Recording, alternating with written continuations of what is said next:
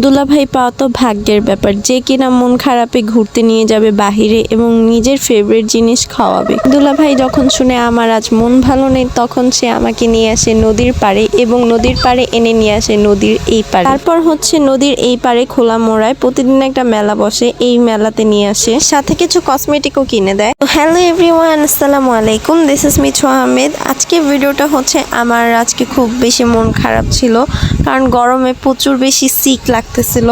তাই হচ্ছে দুলাভাই আমাকে ঘুরতে নিয়ে আসে বাহিরে। সো ফার্স্টেই হচ্ছে ফুচকা খেতে চেয়েছিলাম, কিন্তু ফুচকার দোকান আর পেলাম না, তাই হচ্ছে বেলপুরি খেলাম। তারপর হচ্ছে নদীর ওই পারে কেরানীগঞ্জ খোলা মোড়া গেলাম। সো ভাইয়া হচ্ছে মিষ্টি খুব বেশি পছন্দ করে, তো উনি ওনার পছন্দের জিনিস মিষ্টি খাওয়ালো।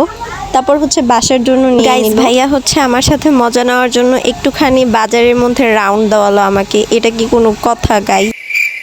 অ্যান্ড গাইস, কেরানীগঞ্জ খোলামোড়া ঘাটে প্রতিদিনই একটা মেলা বসে, তো ভাইয়া এই মেলায় নিয়ে আসে এবং বাবু হচ্ছে আগেই জাম্পিংয়ে উঠে। তাই আসলে এই জাম্পিংয়ে উঠে খুব বেশি মজা করে, খুব বেশি এনজয় করে, ওর এইটা খুব বেশি ভালো লাগে। তো যখনই মেলায় যায় এটাতে সবার আগে ওঠে। আমি আবার আমার কিছু প্রয়োজনীয় কসমেটিক সেখানে পেয়ে গিয়েছিলাম, তো ভাইয়া আমাকে কিনে দিল।